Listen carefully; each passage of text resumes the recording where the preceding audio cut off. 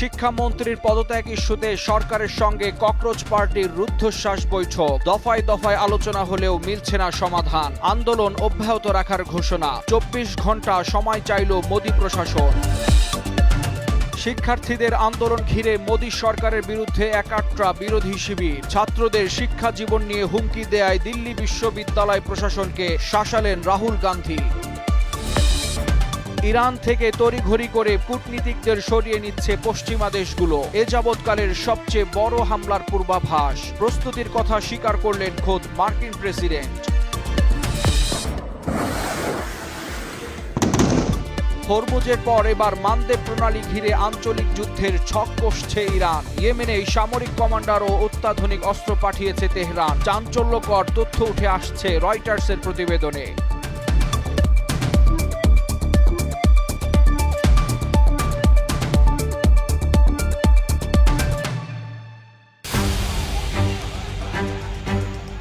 NEET প্রশ্নফাঁসের ঘটনায় কেন্দ্রীয় শিক্ষামন্ত্রী ধর্মেন্দ্র প্রধানের পদত্যাগের দাবিতে আন্দোলনরত ককরোচ জনতা পার্টি সিজিপির সঙ্গে ফের বৈঠকে বসেছে ভারত সরকার। তবে দ্বিতীয় দফার এই বৈঠকেও নিজেদের প্রধান দাবি থেকে সরে আসেনি সংগঠনটি। শুক্রবার দিল্লির কনস্টিটিউশন ক্লাবে কেন্দ্রীয় সরকারের প্রতিনিধিদের সঙ্গে বৈঠক শেষে সিজিপির জাতীয় মুখপাত্র আশুতোষ রাঙ্কা জানান, শিক্ষামন্ত্রীর পদত্যাগের বিষয়ে সিদ্ধান্ত নিতে সরকার শনিবার দুপুর পর্যন্ত সময় চেয়েছে। তিনি বলেন, ধর্মেন্দ্র প্রধানের পদত্যাগের দাবিতে কোনো আপোষ করা হবে না। সরকার দ্রুত শিক্ষামন্ত্রীকে সরিয়ে দেবে এমন আশাই করছেন তারা। তবে বৈঠকে আরও দুটি দাবিতে নীতিগতভাবে সম্মতি দিয়েছে সরকার। নিট প্রশ্ন ফাঁসের ঘটনায় আত্মহত্যা করা শিক্ষার্থীদের পরিবারকে ক্ষতিপূরণ এবং আন্দোলনরত শিক্ষার্থীদের বিরুদ্ধে দায়ের করা এফআইআর ও আইনি মামলা প্রত্যাহারে সরকার নীতিগতভাবে সম্মত হয়েছে বলে জানিয়েছে সিজেপি। তবে সংগঠনটির মূল দাবি এখনো পূরণ হয়নি। পদত্যাগ করতে হবে শিক্ষামন্ত্রী ধর্মেন্দ্র প্রধানকে। এর আগে মধ্যরাতে এক ভিডিও বার্তায় প্রশ্নফাঁস ঠেকাতে কঠোর আইন প্রণয়নের ঘোষণা দেন প্রধানমন্ত্রী নরেন্দ্র মোদী। দ্রুত বিচার নিশ্চিত করতে ফাস্ট ট্র্যাক কোর্ট এবং কঠোর শাস্তির বিধান রেখে একটি খসড়া বিল আনার কথাও জানান তিনি। সরকার প্রধানের এই আশ্বাসের পর ২৬ দিনের অনশন ভাঙেন সমাজকর্মী ও পরিবেশবিদ সোনম ওয়াংচুক। তবে সোনম ওয়াংচুকের অনশন ভাঙলেও আন্দোলন থামছে না। সিজিপির প্রতিষ্ঠাতা অভিজিৎ দীপকে স্পষ্ট করে জানিয়েছেন, ধর্মেন্দ্র প্রধানের পদত্যাগ না হওয়া পর্যন্ত দিল্লির যন্তর মন্তরে শান্তিপূর্ণ বিক্ষোভ চলবেই। এখন সরকারের হাতে সময় শনিবার দুপুর পর্যন্ত।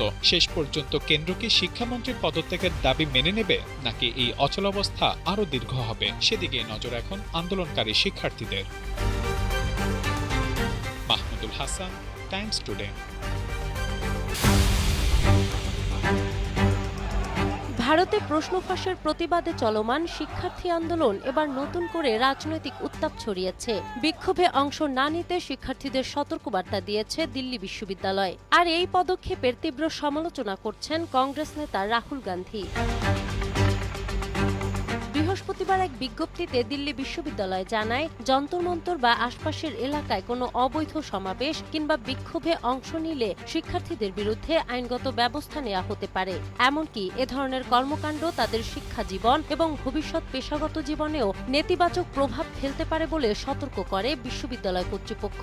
শুক্রবার এর প্রতিক্রিয়ায় রাহুল গান্ধী বলেন, গণতান্ত্রিক অধিকার প্রয়োগের জন্য শিক্ষার্থীদের হুমকি দেওয়ার সাহস বিশ্ববিদ্যালয় কর্তৃপক্ষ কিভাবে পায়? এ বিষয়ে বিশ্ববিদ্যালয়কে জবাবদিহি করতে হবে বলেও মন্তব্য করেন তিনি। এদিকে প্রশ্ন ফাঁসের ঘটনায় অভিযুক্তদের শাস্তি নিশ্চিত করতে প্রধানমন্ত্রী নরেন্দ্র মোদীর কঠোর আইন প্রণয়নের ঘোষণাকেও ফাঁপা প্রতিশ্রুতি বলে কটাক্ষ করেছেন আম আদমি পার্টির নেতা অরবিন্দ কেজরিওয়াল। মোদী ঘোষণা দিয়েছেন, প্রশ্ন ফাঁসের মতো অপরাধের দ্রুত বিচার নিশ্চিত করতে ফাস্ট ট্র্যাক কোর্ট গঠন এবং কঠোর শাস্তির বিধান রেখে একটি বিল সংসদে আনা হবে। কিন্তু কেজরিওয়ালের প্রশ্ন, ২০২৪ সালে নিট প্রশ্ন ফাঁসের মূল হোতাকে যদি সিবিআই আদালতে নির্দোষ ঘোষণা করে, তাহলে নতুন করে ফাস্ট ট্র্যাক কোর্ট গঠনের ঘোষণা কতটা কার্যকর হবে? তিনি বলেন, তদন্তে যদি আদালতে উপস্থাপনের মতো প্রমাণই না থাকে, তাহলে ফাস্ট ট্র্যাক কোর্ট গঠনের নাটক কেন? কেজরিওয়ালের অভিযোগ, সমস্যাটি শুধু আইন বা আদালতের নয়, প্রধানমন্ত্রীর উদ্দেশ্যের মধ্যে ত্রুটি রয়েছে। একদিকে প্রশ্ন ফাঁসের বিরুদ্ধে কঠোর ব্যবস্থা নেওয়ার ঘোষণা দিচ্ছে সরকার, অন্যদিকে আন্দোলনে অংশ নেওয়া শিক্ষার্থীদের বিরুদ্ধে সতর্কবার্তা জারি করছে বিশ্ববিদ্যালয় কর্তৃপক্ষ। ফলে প্রশ্ন ফাঁসের অভিযোগ ঘিরে শুরু হওয়া আন্দোলন এখন শুধু শিক্ষা ব্যবস্থার সংকটেই সীমাবদ্ধ নেই, এটি পরিণত হয়েছে শিক্ষার্থীদের গণতান্ত্রিক অধিকার, সরকারের জবাবদিহি এবং রাজনৈতিক সদিচ্ছা নিয়ে বড় বিতর্কে। নাহার বৃষ্টি, টাইমস টুডে। মধ্যপ্রাচ্যে চলমান উত্তেজনার মধ্যেই এবার ইরান থেকে একে একে কূটনৈতিক ও দূতাবাস কর্মীদের সরিয়ে নিচ্ছে পশ্চিমা দেশগুলো। ইতোমধ্যে যুক্তরাজ্য তেহরানে থাকা তাদের অবশিষ্ট কূটনৈতিক কর্মীদের প্রত্যাহারের ঘোষণা দিয়েছে। একই পথে হেঁটেছে ফ্রান্স ও আজারবাইজানও। অন্যদিকে ইতালি ও স্পেন তাদের নাগরিকদের দ্রুত ইরান ত্যাগ করার নির্দেশ দিয়েছে। পশ্চিমা দেশগুলোর সাম্প্রতিক এই পদক্ষেপকে ইরানের বিরুদ্ধে সম্ভাব্য বড় ধরনের মার্কিন সামরিক অভিযানের পূর্বাভাস হিসেবে দেখছেন বিশ্লেষকরা। তাদের মতে কোনো দেশে বড় ধরনের সামরিক অভিযান কিংবা আঞ্চলিক যুদ্ধের আশঙ্কা দেখা দিলে প্রথমেই কূটনৈতিক কর্মীদের সরিয়ে নেওয়া হয়, কারণ সংঘাত শুরু হলে দূতাবাস ও বিদেশি নাগরিকদের নিরাপত্তা নিশ্চিত করা কঠিন হয়ে পড়ে। এদিকে উদ্ভূত পরিস্থিতিতে ইরানে এযাবৎকালের সবচেয়ে বড় হামলার প্রস্তুতির কথা জানিয়েছেন খোদ মার্কিন প্রেসিডেন্ট ডোনাল্ড ট্রাম্প। সংবাদ মাধ্যম অ্যাক্সিওসকে দেয়া এক সাক্ষাৎকারে তিনি জানান, সম্ভাব্য এই অভিযান অতীতের যে কোনো অভিযানের চেয়েও বড় হতে পারে। এমনকি যদি এই অভিযান পরিচালিত হয় তাহলে তা অপারেশন এপিক ফিউরির চেয়েও ভয়াবহ পরিণতি ডেকে আনতে পারে। আর এই সামরিক হামলার বিষয়টি গুরুত্বের সঙ্গে বিবেচনা করছে ওয়াশিংটন। এ সময় ট্রাম্প আরও দাবি করেন, ইরান আলোচনায় আগ্রহ দেখালেও এখনও কোনো সমঝোতায় পৌঁছাতে প্রস্তুত নয়। একই সঙ্গে তিনি বলেন, প্রয়োজন হলে ইসরায়েলও দ্রুত নতুন সামরিক অভিযানে যোগ দিবে।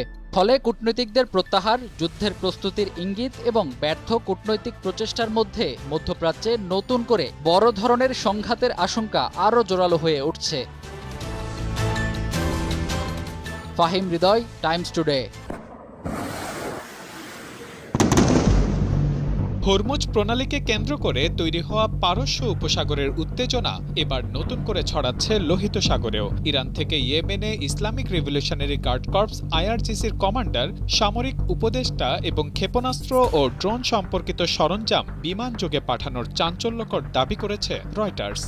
রয়টার্সের অনুসন্ধান অনুযায়ী গত 13 জুলাই তেহরান থেকে মাহানিয়ারের একটি ফ্লাইটে 10 থেকে 21 জন আইআরজিসি সদস্য ইয়েমেনে পৌঁছান। তাদের মধ্যে জ্যেষ্ঠ কমান্ডারও ছিলেন। ফ্লাইটটির গন্তব্য ছিল ইরান সমর্থিত ইয়েমেনের সশস্ত্র গোষ্ঠী নিয়ন্ত্রিত রাজধানী সানা। তবে সৌদি সমর্থিত ইয়েমেন সরকারের হামলায় সানা বিমানবন্দর আক্রান্ত হলে বিমানটি শেষ পর্যন্ত লোহিত সাগরের বন্দর নগরী হোদেইদায় অবতরণ করে। ইরানের দুটি সূত্রের দাবি, ইয়েমেনের ইরান সমর্থিত সশস্ত্র গোষ্ঠী নতুন ক্ষেপণাস্ত্র ব্যবস্থায় প্রশিক্ষণ ও সামরিক অভিযানে সহায়তার জন্যই আইআরজিসির এই কমান্ডারদের পাঠানো হয়েছে। একই বিমানে ওই সশস্ত্র গোষ্ঠীর কার্যক্রমে অর্থায়নের জন্য সোনাও পাঠানো হয় বলে দাবি একটি সূত্রের।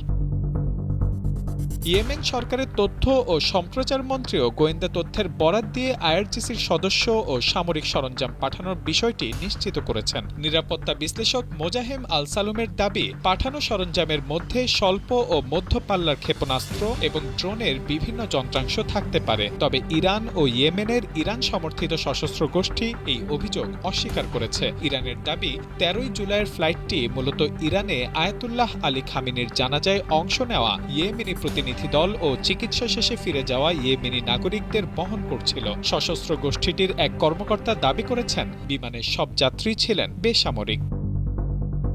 তবে এই ঘটনার পরপরই লোহিত সাগরকে ঘিরে উত্তেজনা আরও বেড়েছে। রয়টার্সের আগের এক প্রতিবেদনে বলা হয়, যুক্তরাষ্ট্র ইরানের বিদ্যুৎ অবকাঠামোয় হামলা চালালে লোহিত সাগরের গুরুত্বপূর্ণ নৌপথ বন্ধের জন্য ইয়েমেনের ইরান সমর্থিত সশস্ত্র গোষ্ঠীকে প্রস্তুত থাকতে বলেছে তেহরান। এরপর সৌদি আরবের বিরুদ্ধে নৌ অবরোধ ঘোষণা করে ইয়েমেনের ওই সশস্ত্র গোষ্ঠী। কয়েকদিনের মধ্যেই তারা সৌদি আরবের 2টি তেলবাহী ট্যাঙ্কারে হামলার দাবিও করে। ফলে প্রায় 4 বছর ধরে চলা সৌদি আরব ও ইয়েমেনের ওই সশস্ত্র গোষ্ঠীর যুদ্ধবিরতিরও অবসান ঘটেছে বলে মনে করা হচ্ছে। লোহিত সাগর ও বাহবাল মান্দাব প্রণালী বিশ্বের অন্যতম গুরুত্বপূর্ণ বাণিজ্য পথ। এই অঞ্চলে ইয়েমেনের ইরান সমর্থিত সশস্ত্র গোষ্ঠীর ক্ষেপণাস্ত্র ও ড্রোন সক্ষমতা বাড়লে তা শুধু ইয়েমেন বা সৌদি আরবের জন্যই নয়, বরং হরমুজের পর এবার আন্তর্জাতিক নৌ চলাচলের জন্য নতুন ঝুঁকি তৈরি করতে পারে। তবে ইরান সত্যি আইআরজিসি কমান্ডার ও সামরিক সরঞ্জাম পাঠিয়েছে কিনা তা এখনো স্বাধীনভাবে নিশ্চিত হওয়া যায়নি। কিন্তু একই সময় ইরানের কথিত সামরিক সহায়তা, সৌদি আরবের বিরুদ্ধে ইয়েমেনের ওই সশস্ত্র গোষ্ঠীর নতুন হামলা এবং লোহিত সাগরের নৌপথ বন্ধের হুমকি সব মিলিয়ে মধ্যপ্রাচ্যের সংঘাতে ইয়েমেন ও লোহিত সাগর নতুন করে গুরুত্বপূর্ণ ফ্রন্ট হয়ে উঠছে। Mahmudul Hasan, Times today.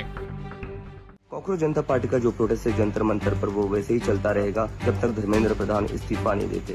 Fast track court और कठोर सजा के प्रावधान के साथ का ये मुसद्दा कल कैबिनेट में चर्चा होगी। ভারতে প্রশ্ন ফাঁস ইস্যুতে গভীর রাতে লাইভে এসে চলমান বিক্ষোভের মুখে কঠোর আইন প্রণয়নের ঘোষণা দিয়েছেন প্রধানমন্ত্রী নরেন্দ্র মোদী। তার ঠিক পরেই ২৬ দিনের অনশন ভাঙেন সমাজকর্মী ও পরিবেশবিদ সোনম ওয়াংচুক। তবে ককরোচ জনতা পার্টির প্রতিষ্ঠাতা অভিজিৎ দীপকে ঘোষণা দিয়েছেন ধর্মেন্দ্র প্রধানের পদত্যাগ না হওয়া পর্যন্ত যন্তর মন্তরে শান্তিপূর্ণ বিক্ষোভ চলবেই।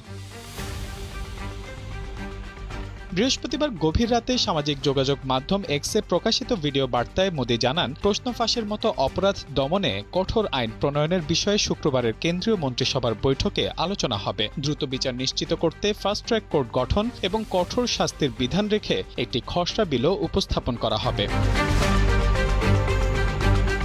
মোদী বলেন, প্রশ্ন ফাঁস কোনো সাধারণ অপরাধ নয়, এর সঙ্গে লাখো শিক্ষার্থী ও তাদের পরিবারের স্বপ্ন ও পরিশ্রম জড়িত। গত ২.৫ মাসে এই ঘটনায় অভিযুক্তদের গ্রেপ্তার করা হয়েছে বলেও জানান তিনি। তার দাবি, শিক্ষার্থীদের একটি শিক্ষাবর্ষ নষ্ট না করতে প্রায় ২২ লাখ শিক্ষার্থীর পরীক্ষা সম্পন্ন ও ফল প্রকাশ করা হয়েছে। এর মধ্যেই সরকারের আশ্বাস পাওয়ার পর গুরগাঁওয়ের মোদান্তা হাসপাতালে অনশন ভাঙেন সোনম ওয়াংচুক। কেন্দ্রীয় মন্ত্রী জেপি নাড্ডা ও জিতেন্দ্র সিং এবং লাদাখের এপেক্স বোর্ডের নেতাদের উপস্থিতিতে তিনি এই সিদ্ধান্ত নেন। ওয়াংচুক জানান, দীর্ঘ আলোচনার পর এবং সম্ভাব্য সহিংসতার আশঙ্কা বিবেচনায় নিয়ে তিনি অনশন প্রত্যাহার করেছেন। একই সঙ্গে সবাইকে শান্ত থাকার আহ্বান জানান তিনি। তবে তার অনশন ভাঙলেও আন্দোলন থামছে না। ওয়াংচুকের আত্মত্যাগের প্রশংসা করে ককরোচ জনতা পার্টির প্রতিষ্ঠাতা অভিজিৎ দীপকে ঘোষণা দিয়েছেন, ধর্মেন্দ্র প্রধানের পদত্যাগ না হওয়া পর্যন্ত যন্তর মন্তরে শান্তিপূর্ণ বিক্ষোভ চলবে। Mahmudul Hasan, Times Today. সোনম ওয়াংচুক অনশন প্রত্যাহার করলেও থামছে না প্রশ্ন ফাঁস বিরোধী আন্দোলন। কেন্দ্রীয় শিক্ষামন্ত্রী ধর্মেন্দ্র প্রধানের পদত্যাগ সহ ৩ দফা দাবিতে আন্দোলন চালিয়ে যাওয়ার ঘোষণা দিয়েছে ককরোচ জনতা পার্টি সিজেপি। এদিকে আনন্দবাজার অনলাইনের এক প্রতিবেদনে জানা যায়, দাবি দাওয়া নিয়ে সরকারের সঙ্গে আজ শুক্রবার বৈঠকে বসছেন আন্দোলনকারীরা। স্থানীয় সময় দুপুর 12:30টায় দিল্লির কনস্টিটিউশন ক্লাবে এই বৈঠক হওয়ার কথা রয়েছে। বৈঠকটি কোথায় হবে তা নিয়ে ধোঁয়াশা তৈরি হলে সিজেপি জানায়, কোনো কেন্দ্রীয় মন্ত্রীর বাসভবনে নয়, নিরপেক্ষ জায়গায় বৈঠক করতে হবে। তাদের সেই দাবির পরিপ্রেক্ষিতে বৈঠকের স্থান কনস্টিটিউশন ক্লাবকে বেছে নেওয়া হয়েছে। সিজেপির মুখপাত্ররা জানিয়েছেন, বৈঠকে তারা নিজেদের দাবিগুলো সরকারের কাছে তুলে ধরবেন। তবে আলোচনার পাশাপাশি আন্দোলনও চলবে বলে স্পষ্ট করেছেন তারা। দলটির প্রধান 3টি দাবি হল, কেন্দ্রীয় শিক্ষামন্ত্রী ধর্মেন্দ্র প্রধানের পদত্যাগ, প্রশ্নপত্র ফাঁসের ঘটনায় আত্মহত্যা করা শিক্ষার্থীদের পরিবারের জন্য আর্থিক ক্ষতিপূরণ এবং আন্দোলনকারীদের বিরুদ্ধে দায়ের করা এফআইআর প্রত্যাহার। এদিকে শুক্রবার সকাল থেকেই ফের ভিড় বাড়ছে যন্তর মন্তর এলাকায়। নিরাপত্তার অজুহাতে দিল্লির 17টি মেট্রো স্টেশন বন্ধ রাখা হয়েছে।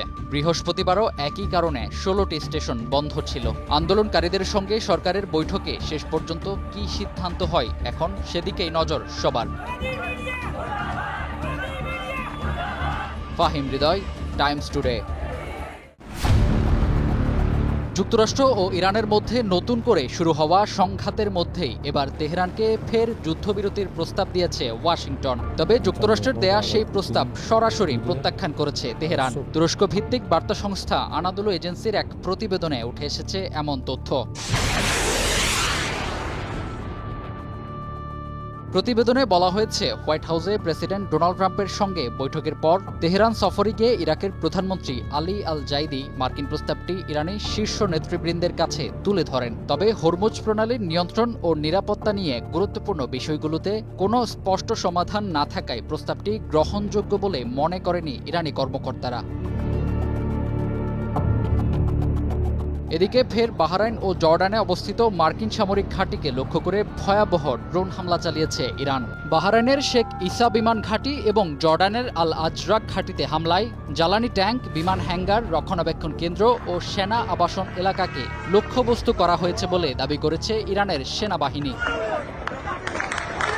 অন্যদিকে যুক্তরাষ্ট্র ইরানের বিভিন্ন সামরিক ও কৌশলগত স্থাপনায় ধারাবাহিক হামলা অব্যাহত রেখেছে। মার্কিন সেন্ট্রাল কমান্ড জানিয়েছে, শুক্রবার ভোরে টানা 13 রাতের মতো ইরানি গুরুত্বপূর্ণ অবকাঠামো লক্ষ্য করে হামলা চালানো হয়েছে। ইরানি কর্তৃপক্ষের বরাতে আনাদুলু এজেন্সির এক প্রতিবেদনে উঠে এসেছে, যুক্তরাষ্ট্রের এসব হামলায় এখন পর্যন্ত 53 জন নিহত এবং প্রায় 600 মানুষ আহত হয়েছেন।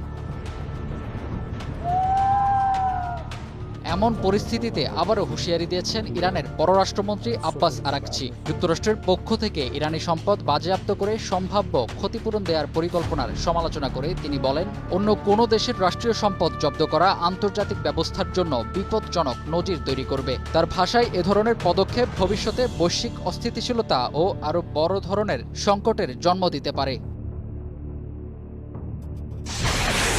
ফাহিম হৃদয়, টাইমস টুডে।